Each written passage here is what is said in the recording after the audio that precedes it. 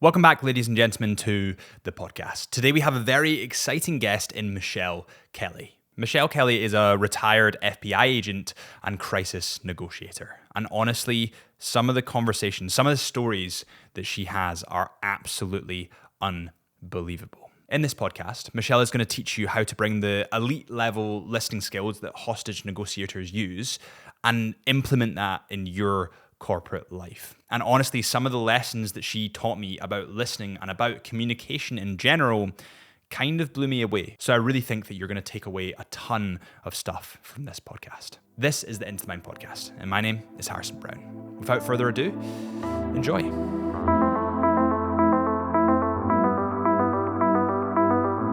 that really stood out to me as being quite incredibly interesting is the hostage negotiation kind of tactics. What kind of training do they give you for the hostage negotiation? Well, and not that I think the training is great. All of the training I went through at Quantico, the training I went through with the Metropolitan Police Scotland Yard was excellent. It's putting those skills into practice and recognizing what works. Especially, I think Metropolitan Police Scotland Yard and the SAS are excellent. They take what worked, they look at their successes, and they build upon those. They don't look back at what didn't work. They focus on what worked and continue to build it and make it better. And I think as hostage negotiators, you take those skills that worked. And there's probably about 5 of them, 5 core skills that we really focus on that work. And again, they're skills that we all have. I use the analogy of if you've ever rearranged things in your kitchen or even in your bathroom, something that you use every single day, and say you've moved the trash can. You've moved the trash can from one side of the room to the other side of the room because it looked better. You added more furniture. You've done something. So you move something that you use every single day to a different spot. So think about it. If you've moved your trash can, what happens the first time you go to use it? You go to throw something away. You go to the spot where, right? And you're like, ugh. So then you start going to the new spot.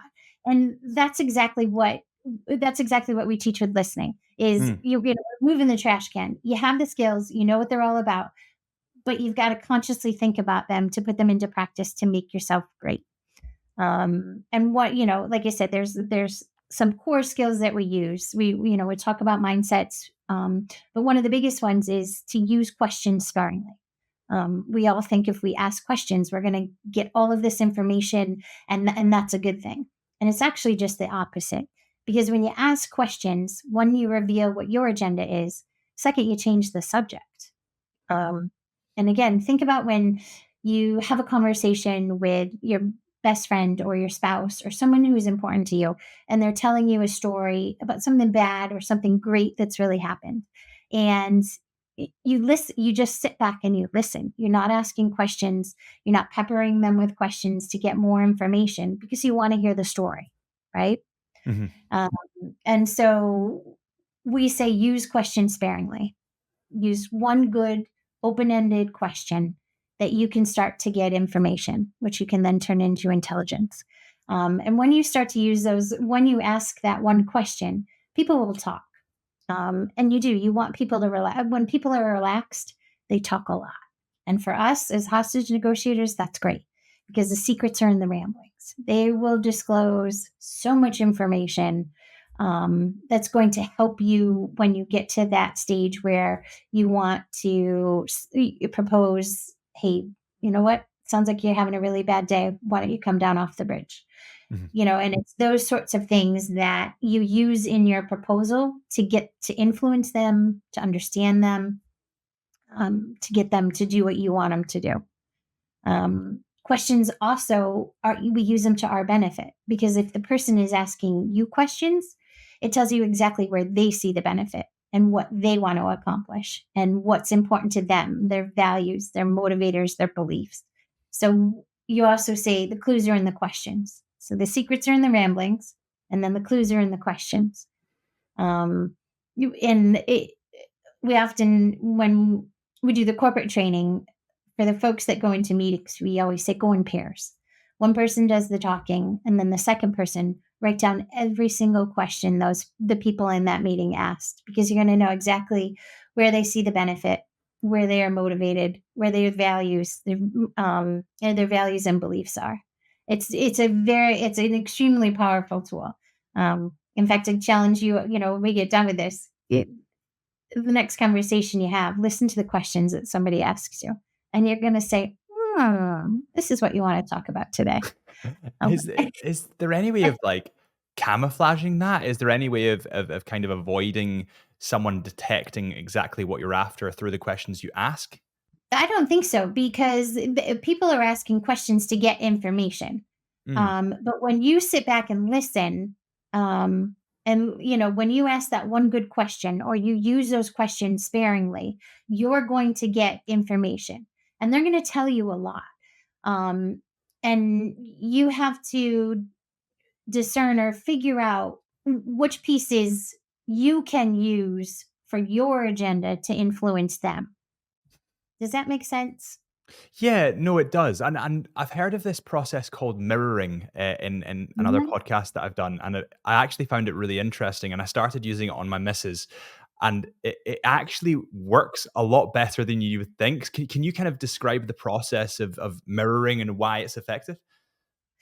So again, it it's a title to something that you do that subconsciously. Like I Mm, said, when you're having a conversation with somebody and you're truly listening, you do it subconsciously. But in your case, you've given it conscious thought, and recognize that it actually works. And the reason why it works is because it keeps the person talking, right? She continues to talk about something that's important to her, correct? yeah, yeah. Yes. And you're not changing the subject, right? You're repeating back those last few words. You might be put a little intonation into them when you're having the conversation with her. So, oh, you had a really good time with your girlfriends. Your girlfriends. And you're going to continue down that path again because you're keeping her on that same topic. You're not changing the subject. And here's a quick example of how changing the subject works. So you come into work on a Monday morning, you see a colleague of yours, and water cooler chat. Hey, how was your weekend? Ah, my weekend was great. It started off great, and then my in-laws came in, and then we ended up going to the movies, and you chime in and you say, "Oh, you went to the movies." When that person, what was troubling them? The in-laws came to town, right? They're like, Mhm. So they probably want to talk about the in-laws and how horrible the visit was with their in-laws when you've just changed the subject and now you're going to talk about the movies, right? So do you see how quickly you can change the subject by asking a question? Oh, what movie did you go see? Because now you're now into movies instead of what they want to talk about, which is their crummy visit with their in-laws.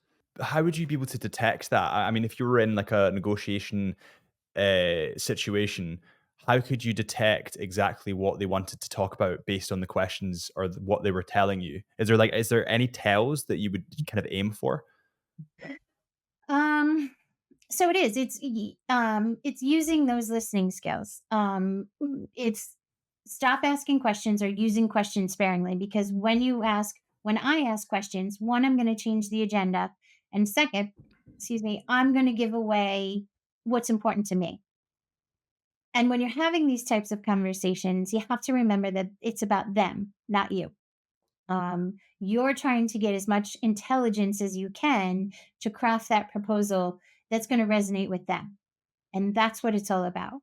Because if we can persuade or influence, I'm going to take that over negotiation. Because when we negotiate, we have to trade something away.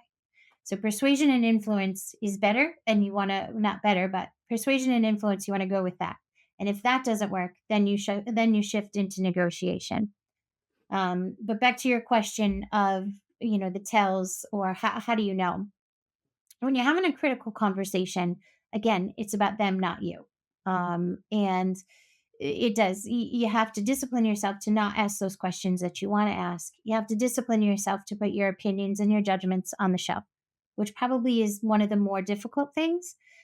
But you have to recognize that those opinion and judgments will creep in. And as a negotiator, you recognize you're not having a chat with someone that you met at the coffee shop. Um, you're having a chat with somebody who's either in crisis, who's done something terribly bad, um, and it's typically not somebody you want to have a chat with, nor do you particularly like that person. But it's that opinion and that judgment that I don't like you, I have to put aside because to make sure everybody goes home safe, I need for you to like me so I can influence you. Yeah. Does that make sense?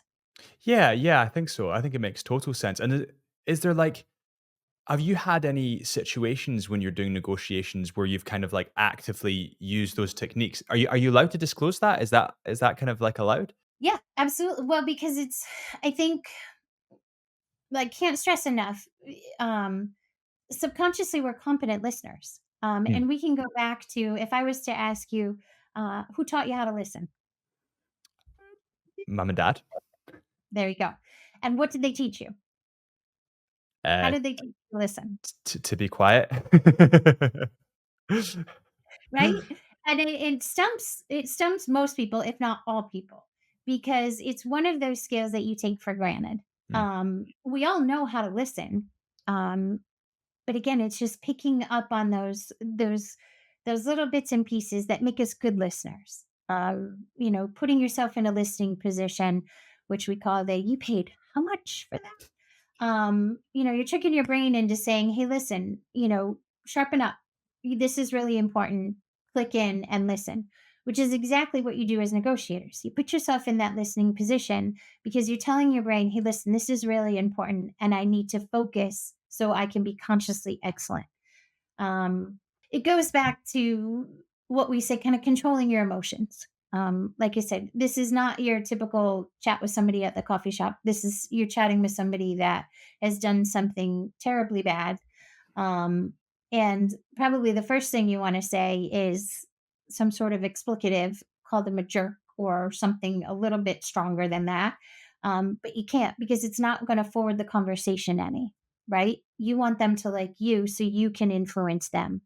And it's controlling those emotions and recognizing what those emotions are and putting yourself in a mindset. You want a mindset like you're going on an adventure.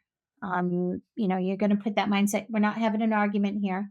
Um, we're not, I don't have much compassion for you, but I'm going to keep an open mind. I'm going to listen to what's brought us here today so that everybody goes home safe. And it's setting that mindset and recognizing those opinions and judgments and those emotions that are going to creep in and prevent you from keeping an open mind to be able to listen for that intelligence. Does that make sense? Yeah, it does. I think I can understand the point where obviously you're going to have a lack of compassion for someone that's done something not very nice. Is that been an issue for you in the past where you've kind of been talking to somebody that's done something quite terrible and you're thinking, "Oof, I'm really struggling with this." Yeah, absolutely. Yep. Because you don't like them, but you've set that outcome of we need to get the hostage out. We need to save lives. There's something that trumps your feelings and emotions, and it's setting that outcome to recognize that what starts to creep in is not going to be helpful to the conversation. Hmm. Um, and it's sort of, we talk about how it relates into the corporate, to the business world, to the sales world. When you're chatting with somebody and you're trying to sell them something or influence them, they will give you information or intelligence as to their feelings, their values, their beliefs, their motivators, what makes them tick. And once you tap into their values, beliefs, and motivators, that's where that conversation starts to lead down the path of persuasion and influence because it's about them, not about you. um So you talk about this persuasion and influence and how that's more effective than negotiation because negotiation is like you're kind of you are giving them something in order to get something, whereas persuasion they will do something for you. I'm kind of gathering. So how? let's say you were like a manager and you were managing a marketing team or a sales team. How could you be more persuasive? How could you use these kind of techniques to allow you to, I don't want to say manipulate because that's not the right word, but kind of mold people into what you want them to be and for them to follow you and trust you? Right. Well, and I think you hit on a key point there. It's trust. It's trust and likability. When people trust and like you, they will listen to you. And it's building that trust and likability. And how do you do that? Uh, you start by having a conversation with folks. Use your questions sparingly, and get to know the person. You have to be patient. It's not something. It typically is not something that happens quickly, and it's gathering all of those pieces, the facts, the emotions, the motivators, the values, the characteristics of that person, and you gather those all through conversation. We often say you also have to get clarity, and you don't want to offend somebody. Another skill we use is called stating your impression.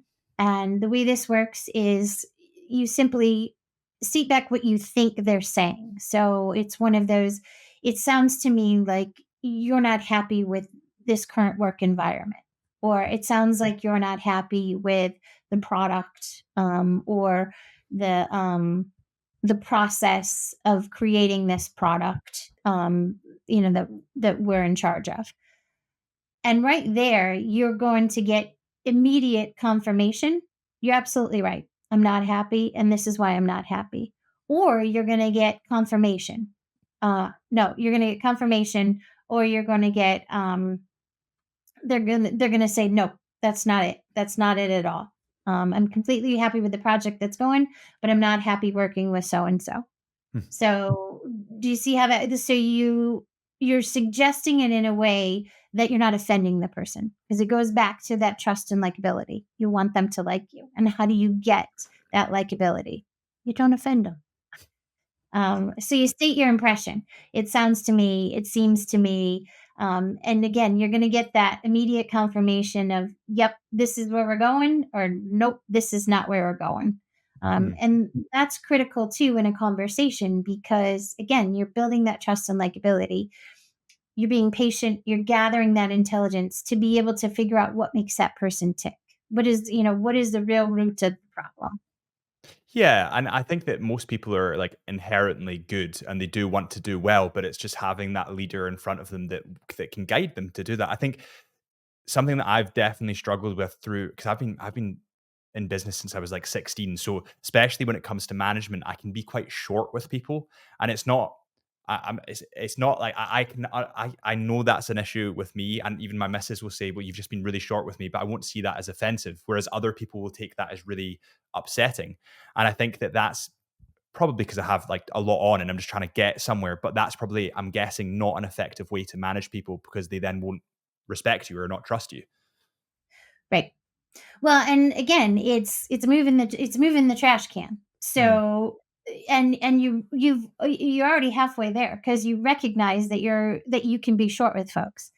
And it's changing the way that you phrase that.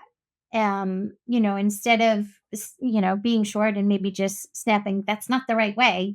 It seems to me that we're not on the same page. This is what I expect. What are your expectations? So clarify, it goes back to clarifying, right? And it might take just a little bit more time, but throwing that, it sounds to me, or it seems to me, or it looks like, you're giving them the opportunity to correct you or to get clarity from you as to what your expectations are. mm. Does that make sense? Yeah, no, it does. It's almost like softening the blow. Like you're still saying the same thing, but you're adding like a cushion at the front of it so that it doesn't Yeah, hurt. exactly. You're suggesting, right? Mm, You're giving them the opportunity, because everybody wants to be right. Remember, it's about them, not you. So you're giving them the opportunity to get it right. Um, and then, and you may be surprised too that there's a misunderstanding. How many times have you walked away from a conversation and you're like, I have no idea what I'm supposed to be doing? But when you state your impression and you say, it sounds to me like da da da da da, you get that clarity, you get that understanding. So everybody, you're both on the same page, which again builds that trust and likability. And trust is a big factor because you want them to trust and like you. Because if your people trust and like you, they're going to listen to you and they're going to take your suggestions. Yeah, and where does body language come into this as well? Because I suppose most at least I've heard this. This might be wrong.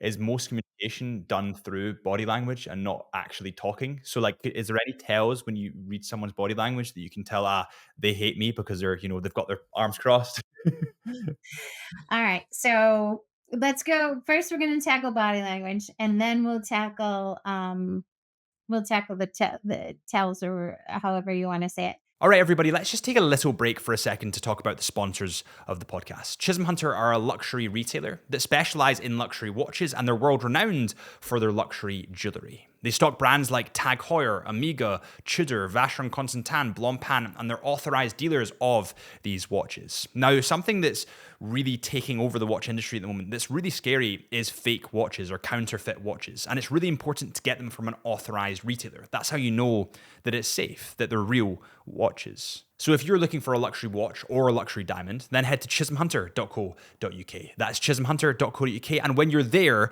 hit the discount code or type in the discount code CHSUB, that's CHSUB, for a exclusive 10% off selected lines. That's chisholmhunter.co.uk with the discount code CHSUB, chisholmhunter.co.uk. And without further ado, let's get back to this interesting conversation with Michelle. When we first started our chat, I said that before I joined the FBI, I was a second grade teacher. So I'm going to tell you a quick story about how I went from being a second grade teacher and into the FBI. And when I'm done, I want you to tell me exactly what that story's about. All right, Okay. you ready? Okay.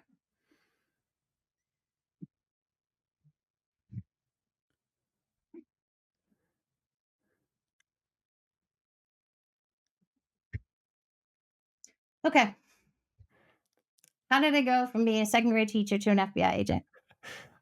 I'm gonna say you didn't like school very much, and was it something like that? It was body language. You should be able to tell me exactly what that Nah, story is about. No, you can't, can you? nah, I No, can't do it. no, no.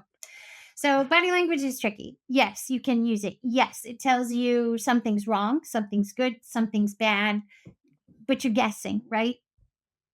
You're guessing. You have no idea what that story was about.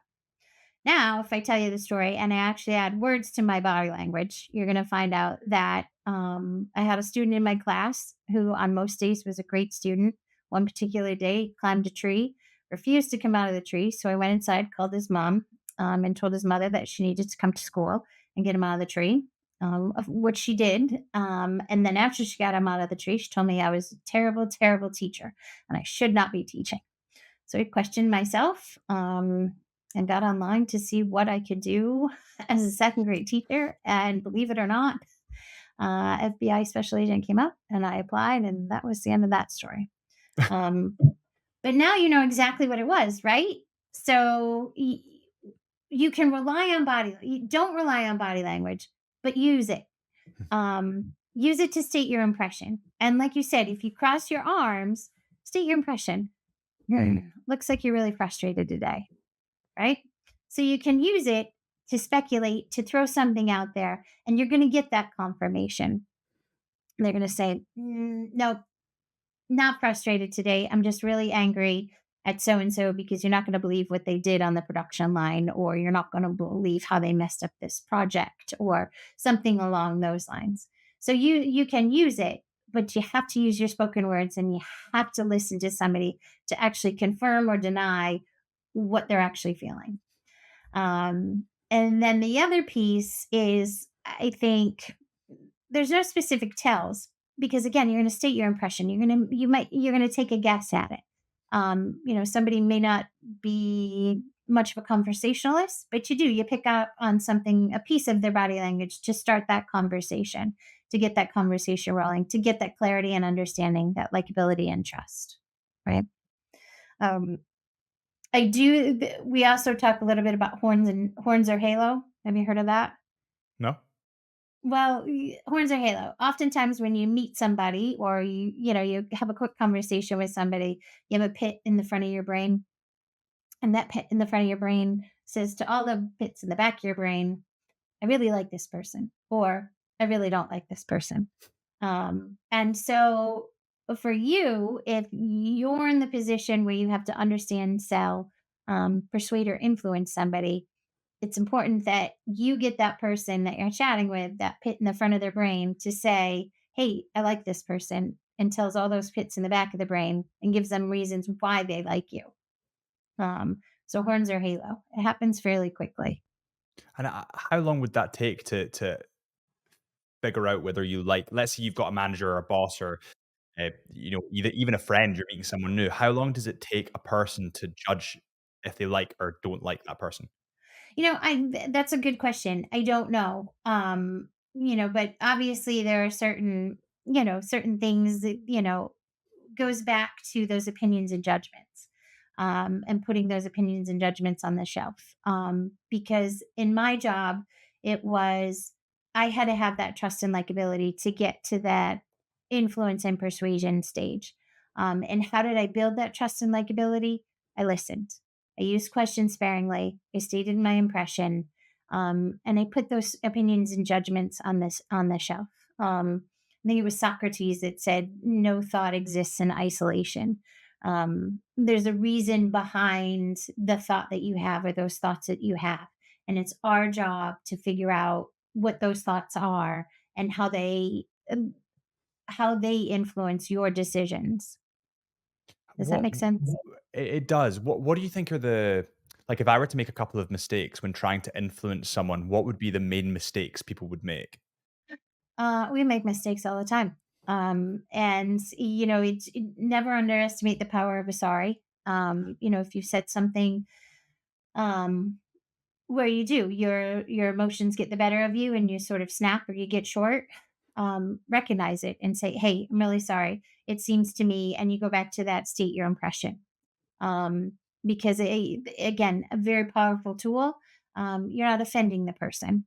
And then, it's a very simple, "I'm sorry." It's not a "I'm sorry, but," it's just a, "Hey, I'm really sorry about that. I get the impression that this is what's going on." And, redirect the conversation back to the place that it was. Yeah, and you're absolutely right. I think when you get this is something that I said to my girlfriend the other night. I sort of said, "I'm sorry that you feel that way." And all of a sudden there was an explosion. I thought, right, okay, I've definitely not used the right the right choice of words here. Yeah. Maybe, it sounds to me like Yeah. Yeah, yeah, maybe don't pin that on her. When it comes to influencing people, and there's a very influential figure at the moment that is perhaps quite he's definitely trending at the moment. I suppose he's trending all the time, but it comes to Donald Trump, and it's very interesting in the way in which he has influenced people, even though he has like some really outrageous comments, like they're eating the dogs and they're eating the cats. How, like, as a previous FBI agent, what would be your take on Donald Trump, on his strategies of, I don't want to say negotiation, but maybe influence? Oh gosh, that's a whole 'nother podcast. I think it's a tricky one, but you're absolutely right. He has some sort of influence, over folks, and it may be, it may go back to that pit in the front of the brain.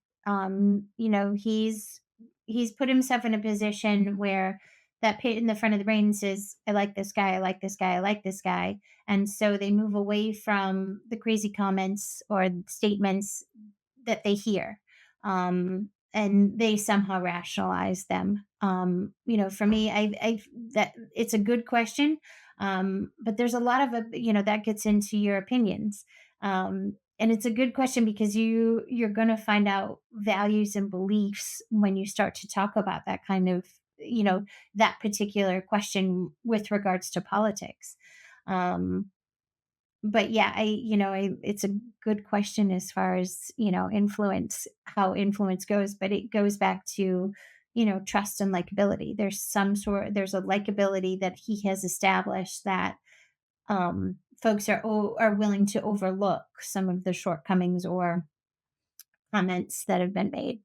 Yeah, I know, I would agree. It's obviously a very hot area to touch. I think it confuses me in a way. I think that having a strong figure can definitely influence a lot of people, right? Somebody that knows where they want to go, knows how to get there, and is aiming for it.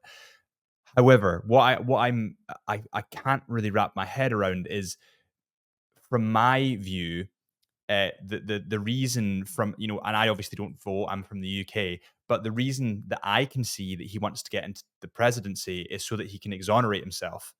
So, like, I find it quite strange that the American people don't that isn't clicking with them. And it's a difficult one, isn't it? It is. And it is. It's going to be very interesting these next couple of weeks how it all starts. Starts to shift this way and shifts back that way. Um, but I think it's mindset. And we kind of look at it. Is it one person? Is it more the political party? There's so many different pieces that play a part in that.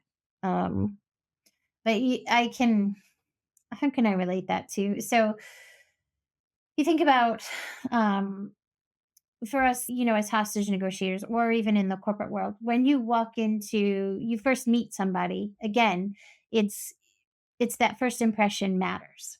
And it's setting the stage for that first impression, doing your homework, researching the company, researching who you're gonna have that chat with, to see to gather as much, I guess, information beforehand, that you can, and to have a real clear set goal, setting your outcome as to, when I walk into this meeting and meet this person for the first time, what's my end goal? Usually it's to set up a second meeting. We want to get in there again. Um, and like a hostage negotiator, sometimes, our goals were very small. We just want to figure out, what is the terrorist group that has this individual and who's actually holding him and are they still alive? Um, so it's setting that outcome from the onset to be able to build that trust and likability. Yeah, Does that for make sure. sense? There's kind of two questions that come from that. One of which, I suppose I'll start with the hostage negotiation. Have you ever dealt with any of these terrorist groups when negotiating? So, like I said in the beginning, the U.S. government works with the families or works with someone who is the sort of the mouthpiece or the speaker or the representative for the family, who's having a chat with these terrorist groups. We rely on our past experience to provide them recommendations as to how the conversation could or should go forward. And again, it's going back to, use your question sparingly, state your impression, know your outcome for the call. Um, Remember, it's about them, not you, at this particular point. So, yeah. Uh, and do you use any techniques when dealing with these, I suppose terrorist groups is what to call them, to extend the time? Like, I know that a lot of people, when they first come on the phone, when we've got a hostage, it's, you've got 5 seconds to transfer me 5 million and 5, 4, 3, 2, 1. Do you use any techniques to kind of calm them down? Because I suppose at the start the pressure is just extremely high, or would it just go back to the same techniques that you stated in the start? You do. You rely on what works. If you've got 5 seconds for $5 million, what's important to them right there? Money, right? Mm. So clearly they want and they need money quickly. Um, but you let them ramble, you let them talk, because you're going to start to uncover more information, intelligence, what's brought us here today. Why do they need money? Why do they need it so quickly? What is uh, like you said, no single thought exists in isolation. So Mm. you need to get beyond the money, the money. Are they in debt? Did they gamble their money away? Did they, what exactly is happening? Did they, has their life just fallen apart? Well, what's happened? Um, and that's where, you start the conversation. They will give you the information that you need to start to craft that proposal to get that understanding and potentially get to that influence and persuasion stage. Yeah, through dealing with these people, have you kind of found that a lot of them are actually just, and I suppose, listen, you should never, I'm not condoning kidnapping in any way, but have you found that some of them are actually not bad people, but they're just in an extremely bad situation where they need money and they need it fast? Yeah. There's so many, not so many, but there's people do crazy things when they're under pressure, and when they're in crisis. And I think what we've transferred from our role as a hostage negotiator into the corporate world is to make people comfortable. Mhm. We talked about the listening position, and how you enter the boardroom and where you sit in the boardroom, and what does that look like. And when people are under pressure, they think we don't we want people to relax, because when they're relaxed, they're going to talk more, and the secrets are in the ramblings. They're going to continue to talk. And so when you walk into that meeting and you sit down at a table, you don't want to sit directly across from the person that you're having the conversation with. You kind of want to sit off to the side a little bit. So it gives them the opportunity to look over your shoulder, gives them the opportunity to look away and to think about and uh, help them relax. Okay. Because if you're sitting directly across from them, they don't have anywhere to look. And again, it puts them under pressure. So we call it the 10 and 2 position. Like when you're driving a car, you got your hands at 10 and 2. When you sit down at a table with somebody that you're going to have one of those critical conversations, difficult conversations, so they'll sit a little bit off to the side so they can look away, which relaxes them, and relaxed people talk more. Um, That's really interesting. I've never thought of that. mhm, Because normally I'm just thinking of where I would talk to my team. So normally we'd be pretty much directly, I'd sit directly. So you think that if you just turn that just slightly, they would be yeah, more relaxed because they don't have the issue of me staring at them. exactly. Yep, at the 10 and 2. Because think about it, nobody likes to be eyeballed. Nobody likes to look, you know what I mean? When you sit across the table, it's uncomfortable. Mm, Um, and you're walking into that environment already with a mindset which is, how is this conversation going to go? And then again, that's going to go back to your outcomes and your mindsets. But when you walk in there, sit at the 10 and 2, a little bit off to the side, so it gives them an opportunity to look away. When you have a casual conversation with a friend, do you sit directly across from them and just talk to them like this the entire time? yeah. Huh? Okay, sounds to me. You don't. You know what I mean? You're a little bit more relaxed, and you're a little off to the side. Again, one of those things that you do subconsciously, but once you give it conscious thought, it works. You become excellent. So, yeah, the next time you walk into the meeting, sit a little bit off to the side, see what happens, and write down all the questions they ask. Have you heard of some of the differences between men and, I can't remember the study, but I'll put it in the show notes just so people can see it. But there's a difference between the way that men and women communicate. So if you were to look at them at a party, typically the women would be more or less facing each other, whereas the guys would all be at an angle. And there's a thing where gents, especially, not generalizing, but mostly gents, they can't really socialize unless they have something to focus on. Like, so they can't actually talk about how they're feeling unless they have something in front of them that they're building or they're doing or they're fidgeting or they're playing a game. And it seems to be like there's a difference in the mentality between, again, not generalizing, but males and females when it comes to socializing. And that in turn can turn into issues down the line, especially for males, when it comes to sort of depression and anxiety, because they find it more difficult to communicate. Have you heard anything about this no? No, but that's interesting that, yeah, I mean, who needs something to fidget with to be able, so it's almost like multitasking. Um Yeah, exactly, exactly. They need a game or they need to play golf or they need to do a sport. Whereas, like, I would very rarely say to a pal of mine, "Let's go for a coffee."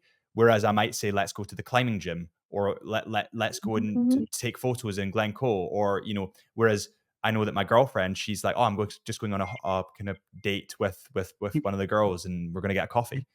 mhm. Yeah. That's interesting. But again, it's recognizing how you listen best.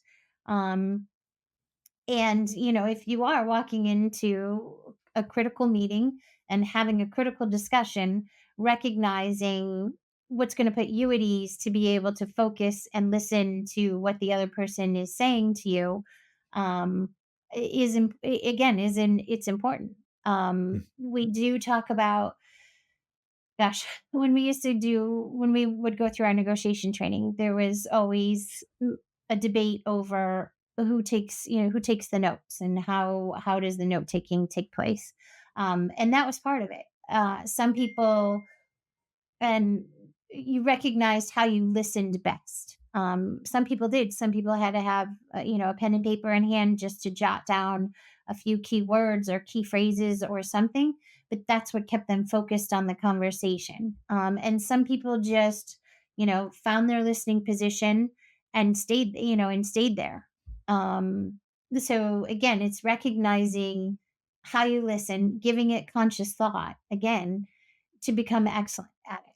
And does it mean because you either take notes or you fidget with something, it makes you a little bit different? You know what I mean? It makes you a worse listener. That's Hmm. not the case. But again, if that is your listening position, if you were to walk into a difficult conversation, um, again, just recognize what that looks like, and also take into consideration how it's going to be perceived, but be able to explain, you know, don't mean, is this going to be distracting to you? Hmm. Again, stating your impression without offending. So Do you do any kind of like personality profiling of people? we don't. That's a completely another division of, kind of some of the pieces of what the FBI does. For us, again, I think it would be similar to your body language because you're Hmm. guessing. um, Stating your impression is such a powerful tool because you get that immediate confirmation that says, yep, you're on the right track, or no, you're not on the right track.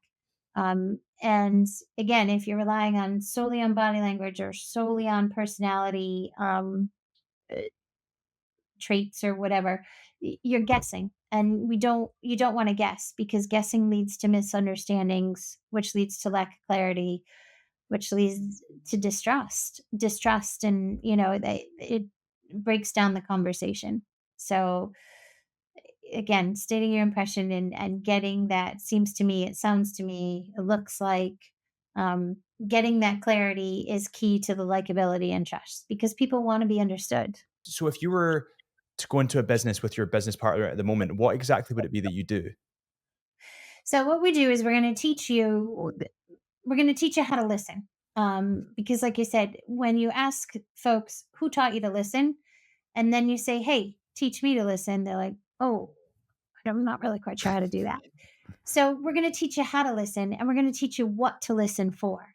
And I think what to listen for is the key because you're oftentimes listening for facts and emotions, which are quick and easy to identify. It's the values, beliefs, and motivators and characteristics of the person that are important. And how do you get to those values, beliefs, and motivators? We get there by not asking, using questions sparingly, stating your impression, building that trust and likability. Because once you get that trust and likability, they're going to tell you things and they're going to disclose what their values and beliefs are. And once they disclose what those values and beliefs are, then you can use those values and beliefs to craft your proposal because it's going to resonate with them. It has to resonate with them to be able to get to that persuasion and influence.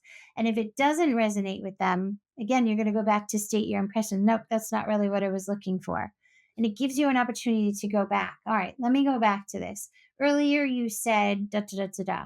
Yep, yep, yep. That's what I said.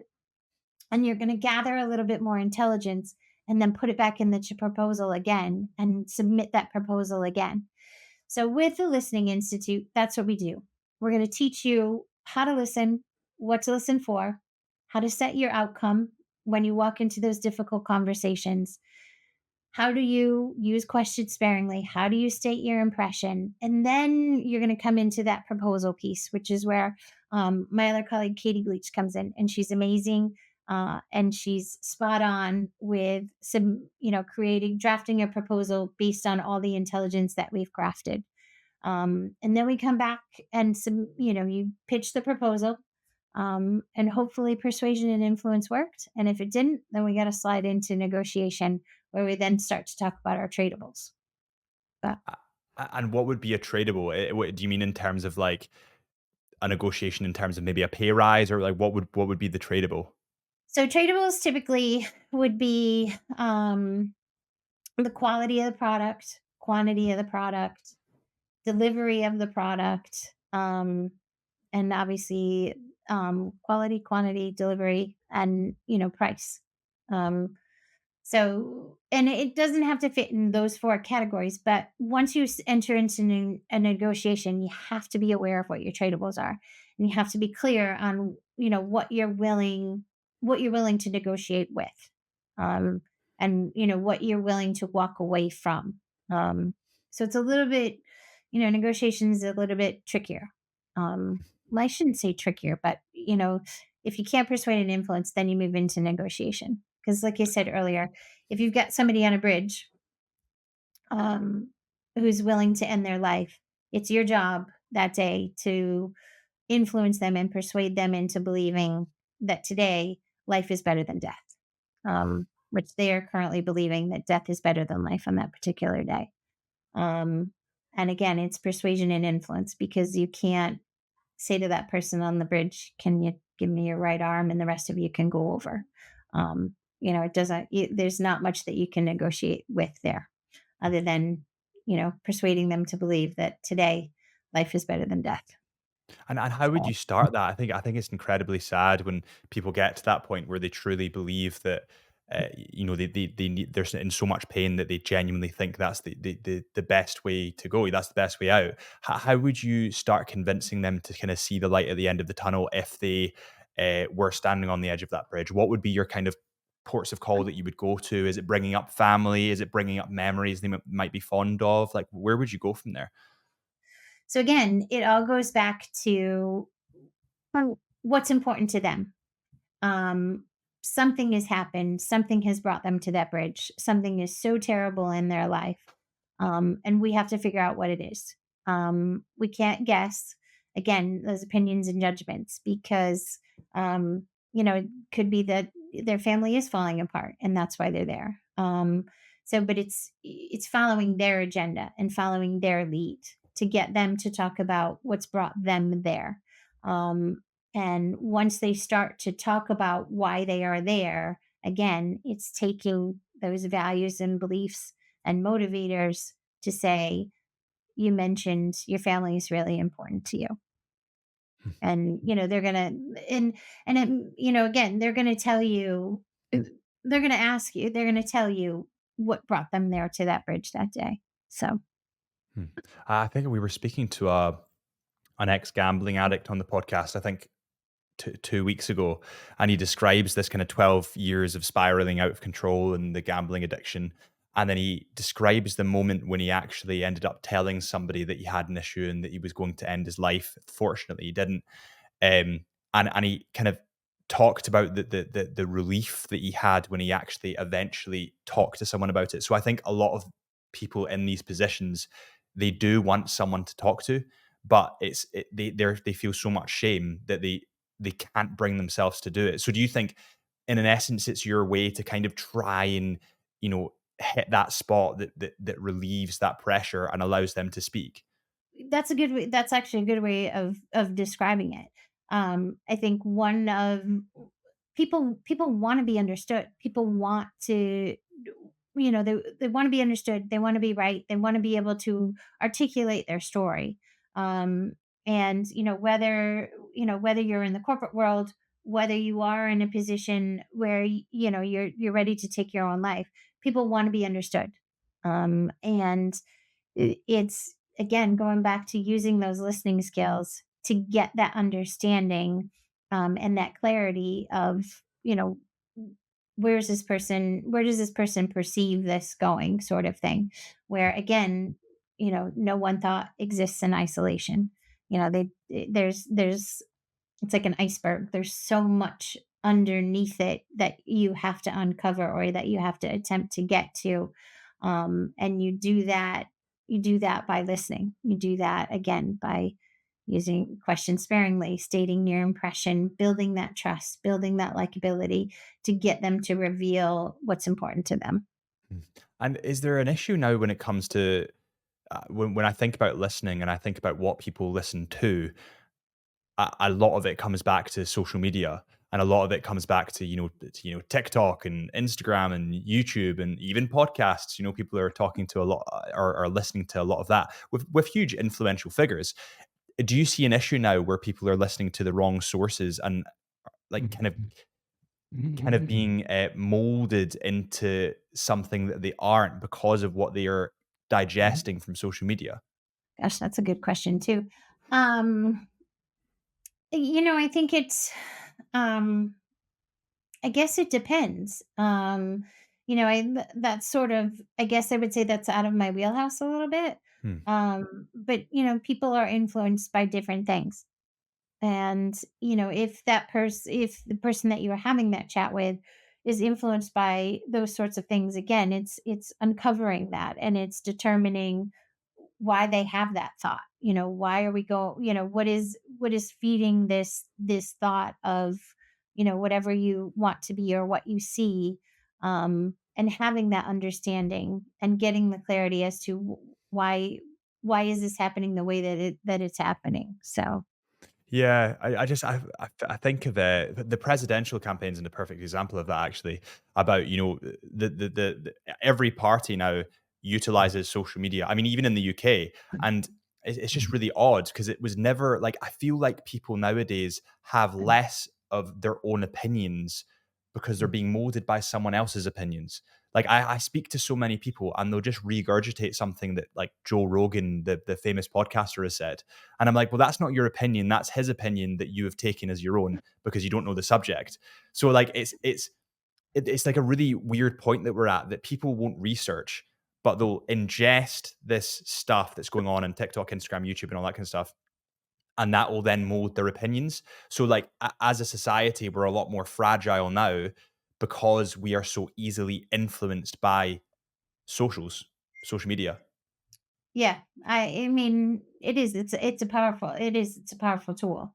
Um, and again, they've tapped into those values and beliefs and motivators for that person to be able to identify, um, with that. But I think you've also uncovered a piece where, if you dive a little bit deeper into, why they're influenced by that, or why they're following that, or why they're regurgitating that sort of either rhetoric or phrase, um, you're uncovering a little bit more about that person. So, Hmm. does that make Yeah, sense? it does. It does. I just find it really.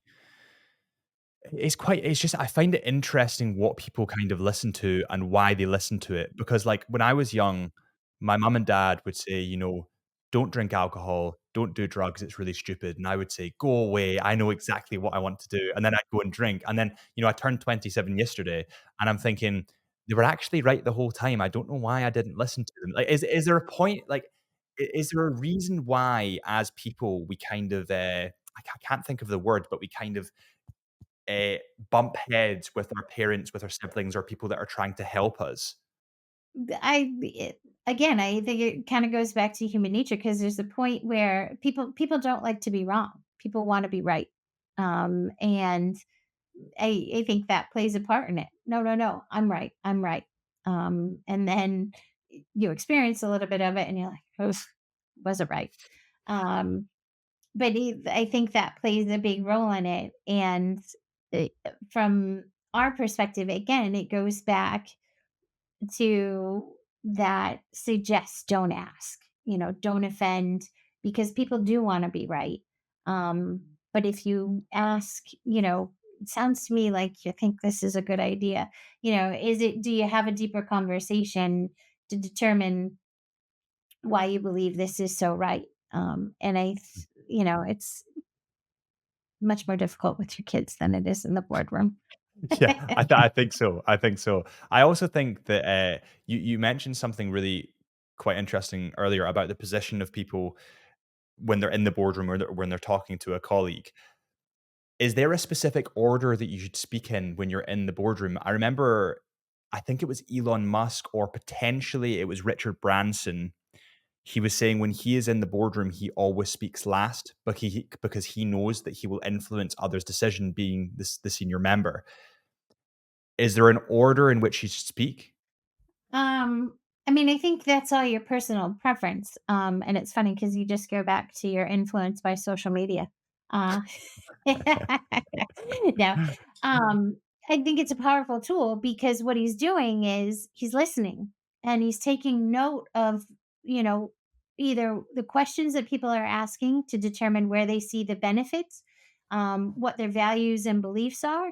Um, and I can only speculate. I don't know, but he's listening. He's listening to what all of those other people are saying about a particular product or problem or something that's they've come together to have that conversation about.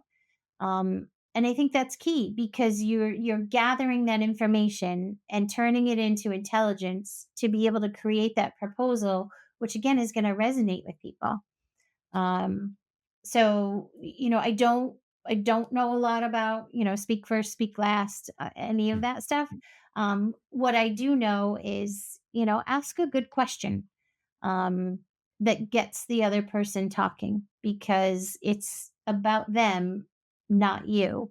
And you're in a position to sit back, listen, gather that information to turn it into intelligence to be able to put a proposal together, which is going to influence or persuade. And that's what listening. I've learned about listening. Move the trash can, give it some conscious thought. Yeah, yeah. When you think of your, like, just going back to your time in the FBI, did you get allocated a job or like did you do your own intelligence? Like, how did that work? So typically, like a kidnap or a I guess a person in crisis sort of thing. Um, I mean, they would just happen. And then you would get the call. Can you go here? Can you do this? Um, and yeah, it wasn't something typically that you sought after. Yeah, It wasn't something that you planned kind of for. landed. Yeah, kind of landed in your lap. Mm, So mm. And is there any instances that kind of, I don't know, are you allowed to talk about this kind of stuff? Is that kind of like secretive, or are you allowed to talk about the situations that went on in the FBI?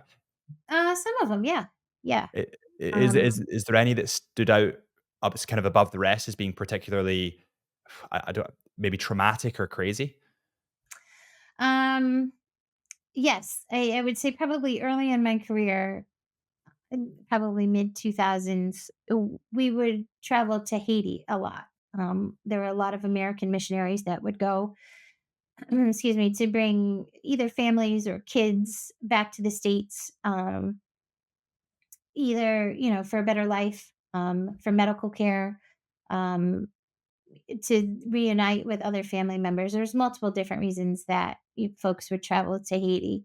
And on one particular case that we worked, it was a missionary who had gone down to bring a little boy, Shelton, back with him, who was a Haitian citizen who had eye cancer. And he was coming back to the States for surgery. And the Haiti kidnaps were typically predictable. It usually happened on a Sunday morning or afternoon, and they would typically last about a week. And the ransom, the request was always monetary. And so in this one particular case, we could negotiate on behalf of the American missionary, but we couldn't negotiate for the release of Shelton. And for me, that was very difficult, because we didn't know what was going to happen to Shelton once we got the American out. We could only hope that they were going to release both of them, but we couldn't be exactly sure because we couldn't negotiate on behalf of Shelton because he wasn't an American citizen. And I think that was probably for me one of the more difficult negotiations because we there was a huge unknown. And luckily, they released both the missionary and Shelton at the same time, for a ransom. And Shelton was then brought to the states and had his eye surgery, so it was good. That one had a good ending. But it's typically the unknowns, and we talk about mindsets and outcomes, and it's so important, I think, when you're having a conversation, a difficult conversation or a critical conversation, to have an open mind, to have those opinions and judgments on the shelf, tackle it as if you're going on an adventure because you never know where it's going to take you, and you never know the information that the person is going to share with you. Like I said, Mm. the secrets are in the ramblings. And oftentimes it's those ramblings that give you the intelligence to be able to persuade the other person to do what you want them to do. Oh, So, well said at the end there. I quite like that. I'm gonna use that. I think I'm gonna use that. And how like I'm not sure if you can go into monetary figures or at least exact figures. How big a ransom do most of these people get at the end of like versus request? I mean, when you talk about like a business deal, there might be a figure of I want 1 million for my business, but they end up mhm. selling it for 500,000. Like, is it the same kind of thing? You kind of negotiate them down, or like, is it more of a well, we're not going to pay you, so release them, or like, how much did they get paid? I don't remember the ransom amount. Um, but it's also tapping into other pieces. It's tapping into the motivation, which obviously motivation for them was monetary, but there are other pieces to it as well. And another piece of that was their reputation. Mm, And out in the community, what that looked like. You've kidnapped, a missionary who's bringing a Haitian boy back to the States for eye surgery. And we leverage that because that's their reputation. You know what? As of right now, you have a really good reputation as kidnapper. mm, This little boy doesn't come out, you don't release this American and it's going to hurt your reputation. You're hindering somebody within your own community. Um, but you only get there by recognizing, you're going beyond what motivates them, which was the monetary piece of it. But everybody has values and beliefs, and tapping into those values and beliefs and bringing those to their attention, saying to them, if this was your son that was coming to the States, how would you feel about that? So it's uncovering multiple layers to be able to recognize what's important to them so you can craft that proposal to get them to buy into it, so you can influence and persuade.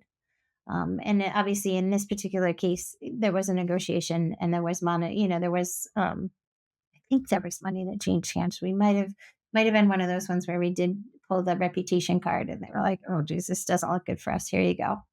mm. Um, but again, it's uncovering not just the motivation, but the values and beliefs behind that motivation. Yeah, absolutely. And has there ever? I mean, thank God that the children or the child rather was safe there, and they got Mhm. back to the US for surgery.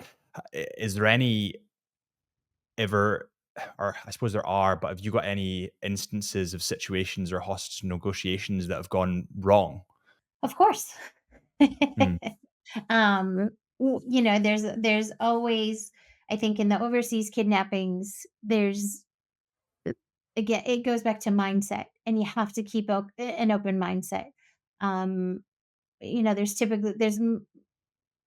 motivators. There's money, there's political, and then there's different outcomes. You get a release with a ransom or some sort of political advantage. You have a tactical rescue, or they kill them. And again, it's just keeping an open mind, because you can't back yourself into a corner saying, we're going to get them out with money. We're going to get them out with money, when that may not be the other side's outcome. So it's keeping an open mind, um, and again, recovering or uncovering what those motivations are. It must be quite difficult. I mean, especially, I'm guessing that some of these negotiations can go on for, I mean, correct me if I'm wrong, but can they go on for kind of weeks and Months, years. Hmm. really Hmm. Yep. they can span on that long? Yep. Again. Wow. Right. Okay. And that must be quite difficult. I mean, if you're dealing, I didn't realize it would be that long. But if you're dealing with somebody, let's say somebody's been kidnapped, and you're dealing with them for like a year, and then you don't get the outcome that was, the hopeful, the let's say unfortunately something did happen to them, you don't get the outcome that you want. I mean, that must be quite difficult, especially if you're the operator on the scene. It is. But again, I think we talked earlier about, you had the gentleman who was the gambling addict, and talking about it. And I think that's the important piece of it is you work as a team, and you recognize those emotions, and it takes a toll on you, because it's a different it's a different lifestyle. Mhm. You come from, just a different type of environment than what you're actually dealing with. And to be able, you work as a team, and you chat about what's bothering you, and how the chats are going, and whether there's threats of violence or things like that. But it's all about having that conversation. We often call that, the negotiation within the negotiation, Mhm. because you're having this negotiation here, but then you're also having another negotiation with your colleagues, just to kind of have that emotional piece that supports you to be able to continue down the path that you're going. Yeah. You said something quite interesting there, and you've said it, I think, 3 times now, about writing the questions down. Do Oh, yes. do you think that's the best thing in terms of acquiring, spoken like a true FBI agent, but acquiring the intelligence that you need in order to figure out what's motivating them? I think it's a piece. Like I said, there's typically five things. You want to set your outcome for when you walk into that meeting. Is it to get a second meeting? What exactly is your outcome? Setting your mindset, keeping your mindset open. Tackling at it as an adventure. That listening position, putting yourself in that listening position, sitting off a little bit to the side, and actually even leaning in, because when you lean in, you're tricking your brain to say, hey, listen up, this is really important. And that's a key piece too, because you have to tell your brain that this is important. We referred to it as the you paid how much for that. Again, you do it subconsciously, but when you give it conscious thought, what you're doing is your brain is saying, this is really interesting. They got a really good deal. How in the heck did he do this? Um, and you're clicking your brain in, because you want to figure out, how did you get that really good deal? Um, so put yourself in that listening position. And then again, going back to using questions sparingly, because when you ask questions, you change the subject, and you also tell them where you see the benefit and the belief. And you may not be ready to disclose that yet. Listen to the questions that they ask, because the clues are in the questions. When they start to ask questions, they do the same thing. They reveal their agenda, and they tell you where they see the benefit, and where their beliefs and motivators lie. It's a very strong tool. Try just write down the questions, and you're going to know, okay, this is where this conversation's going, and this is what's important to them. And like you said, it's training your brain to, you're going to want to ask questions, because we're curious. Um, but curiosity is the quickest way to lose clarity, because you get off topic. Remember, we talked about the movies. So use questions sparingly. Um, and then listening. What are we listening for? Those facts, emotions, values, beliefs, and motivators. And those are key. And you may not get those all in the first conversation, and you can't listen for all five at the same time. So when you set that outcome, say, all right, listen, I just want to get the facts. I want to get the facts of what exactly is going on with this product that we're in charge of producing. What does it look like? How much time is it going to take? Get the facts. And then get the emotions that are involved with it. Are people feeling overwhelmed, frustrated? Are they feeling as though this is an easy project and it's beneath them? What exactly are the emotions that are surrounding that particular product? And then once you start to uncover those emotions, you're going to get the values and the beliefs and the motivators. What makes this person tick? Why do they come to work every day? Why is this particular project so important to them? Or why is this particular project, they don't really care about it? And it's using those things to find out what motivates them. So that way you can influence. First, you want to get the clarity. You want to understand what they're telling you, and then you can start your persuasion and influence. And in doing all that, you're going to state your impression because you want them to trust and like you. You want them to listen to you when it comes time for that persuasion piece. So it's all about trust and likability. And how do we do that? We state our impression. Sounds to me like, seems to me, it looks to me. Stating your impression. You're asking questions, you're suggesting something, or you're not asking questions. You're making a suggestion that doesn't offend the other person to build that trust and likability. Yeah, honestly, I'm very with what you're saying. I read again, I'll put this in the show notes. I'm definitely going to butcher this stat. So whoever's listening, just read the show notes. It'll be in there. But I believe it's within an interview. If you're interviewing for whatever company you're interviewing for, I believe in the interview, the interviewee, the person that is interviewing, only speaks for 25 to 30% of the interview. And I was reading this and I was thinking, that's so bizarre because surely it should be the interviewer. Like if I was interviewing someone that was wanting to join my team, that would be listening to what they were saying in order to get an idea of what they actually want and what they've done and what they want to achieve. And I Yes, think, why do you think that is? Would you just say that people like to talk about themselves? they do. They do. Yeah. Well, and so you bring up an interesting point because it goes back to moving the trash can. Curiosity is the quickest way to lose clarity. Once you start to ask questions, you get off topic, you get off the agenda. When you set your outcome, you're training yourself or you're making yourself follow through and achieve that outcome. So in the interviewer's perspective, he or she is clearly getting off topic. You're not uncovering if this person is going to be a good fit for your business, for your company, for whatever you're interviewing them for. We do the Listening Institute, we do an 8-hour course. And in that 8-hour course, we obviously we talk about those open-ended questions and how to uncover those values and beliefs. And one of the questions that we use as a training exercise is, tell me about your best boss and why you liked working for them. Mm. So tell me about your best boss. So as the person who's doing the interviewing, am I going to know your best boss? No. No. What's going to be important to me? Why did you like working for them? Because why did you like working for them is going to uncover how you like to work. Do you work independently? Do you like to work in a team? Do you need a lot of oversight? That's where I'm going to figure out if you're a good fit for this business or for that company.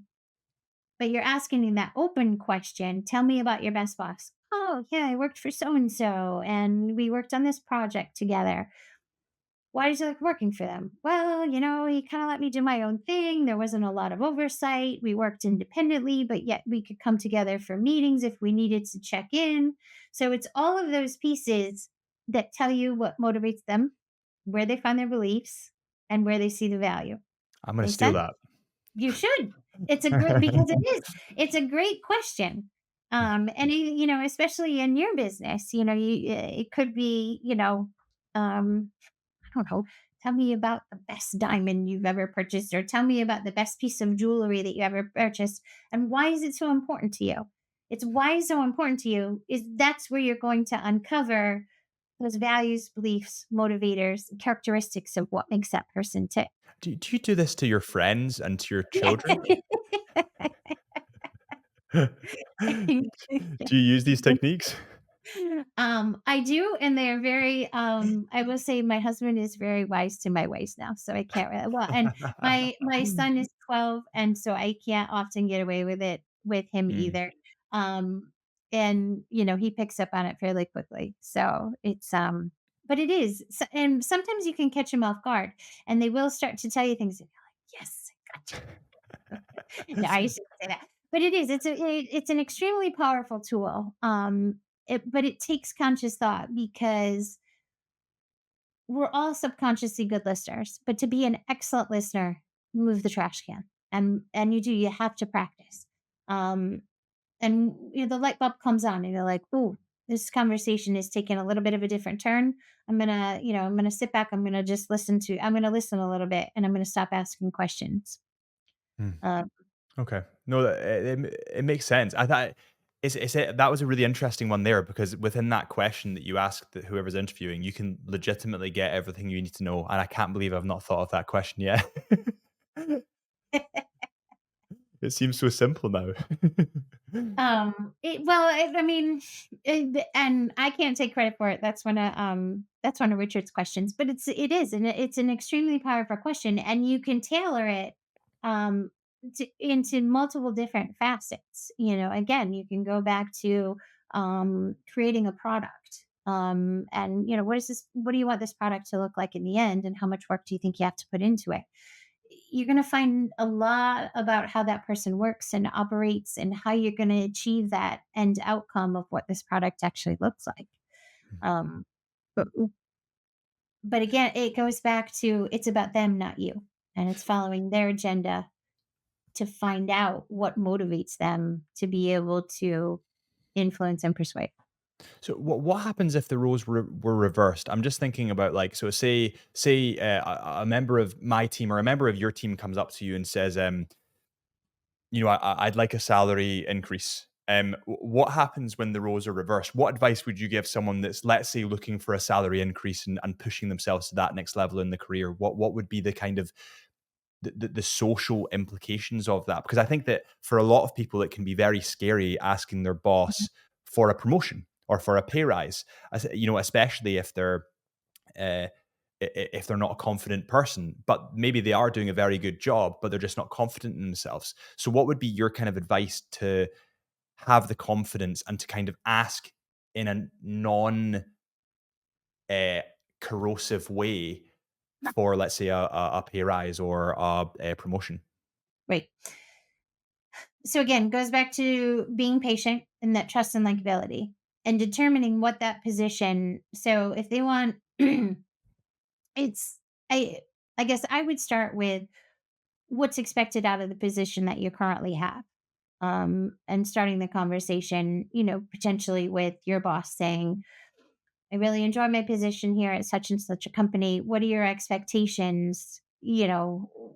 How do you foresee this position growing, or how do you see what are your expectations of this particular position?"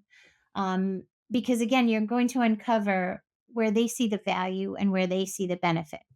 Um, and getting their value and their benefit and being able to articulate it in your proposal is going to resonate with them. So say, what would be a good example?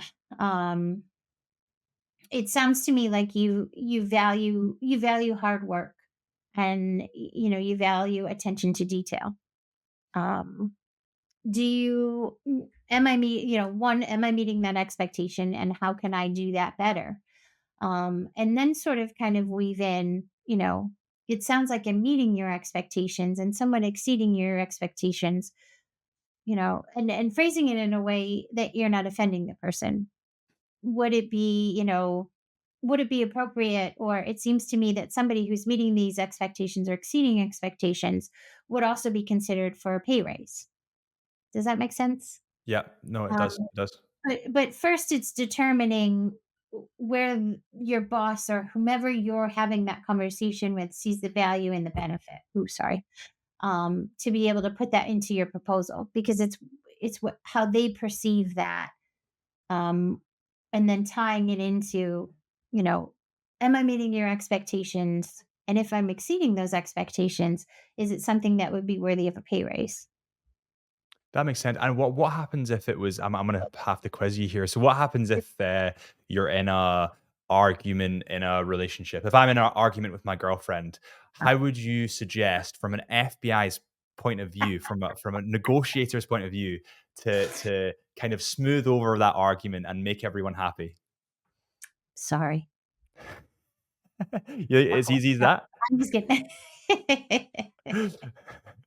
um, again, it's a tough one because what's involved there is emotions and your emotions and her emotions, and it's recognizing those emotions, and it's not an easy thing to do to step back and say it sounds like you're really frustrated, um, because oftentimes the woman is always right, and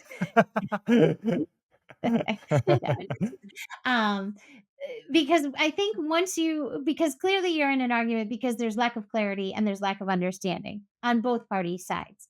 So, y- stepping back and saying, "It sounds like you're really frustrated. Can you tell me what you're frustrated about?" And it could be something totally different. It could be because you didn't fold the laundry and you're angry because she put your favorite shirt in the dryer and it shrunk 2 sizes. So, it's getting clarity, and oftentimes, you're over here and she's over here, and you're arguing about two different things. But unless you have that conversation, you're not going to know what exactly, are you arguing over the same thing? Yeah, so it's getting clarity over exactly what you were both frustrated about, and Yes, that will allow you to come to a solution, because you can't come to a solution if you're both arguing over different stuff. correct. This is, I promise this is the last off-topic question, but there seems to be this stigma in all movies, and maybe I've watched too many movies, and maybe it's that influence thing that they were talking about before, but between the police department and the FBI, they seem to hate each other. Is that like a real thing, or is that just movies? I think it's just movies. Okay. Yeah, we work. I wouldn't be able to do my job without our state and local partners. Mhm. We rely on them heavily, and everybody has different tools that they bring to the table. So you absolutely have to work as a team. So, Mhm. but yeah, it makes for good drama. And again, even though you're seeing me here, I am actually 6 feet tall and blonde. So And I suppose, to cap things off, I know that we're just coming up to our time, but if you were to leave someone within this podcast or that's listening to this podcast with a couple of sneaky hacks, like kind of quick bits to become a more effective persuader and a more kind of persuasive influencer, what would you say they were? my recommendation would be to keep an open mind. Be aware of your mindset. Um, just be aware of questions. Use questions sparingly. Listen to the questions that are asked. Clues are in the questions, and state your impression. Suggest without offending, and get that clarity and get that understanding, to build trust and likability to be able to influence and persuade. Amazing. Well, Michelle, listen, thank you so much. Honestly, you've told me so many things that I'm going to re-listen to this, and I'm going to write them all down. And the interview question specifically, I'm using that 100%. No, it's been such a what's the word I'm looking for? It's been a gift for me to be able to share what I've learned, and what Richard has taught me, and like I said, what I've learned along the way in my FBI career with folks to make folks better listeners, because we can all listen. It's just being better at it and giving the people time, giving yourself time, giving the person that you're listening to time to build that trust, that likability, to establish that understanding, to get that clarity. Um, and I think folks are happier when they walk away with, this person actually listened to what I had to say. Um, and it's really it's a simple and small gift that you can give somebody. Absolutely, and I think everyone can do it. It's not like you can't listen. So it's something that people kind of know, but they're not doing. Exactly. Yep. Yeah. Move the Yeah. trash can. Exactly. And where can people find you? Are you guys on Instagram or are you on any social media or where could they find you if they want to find you? A little bit, yes. So I'm on LinkedIn. Both the Listening Institute and Michelle Kelley are on LinkedIn. We do have an Instagram page, the Listening Institute NA, which is the North American side for the Instagram site. And then the website, listeninginstitute.com.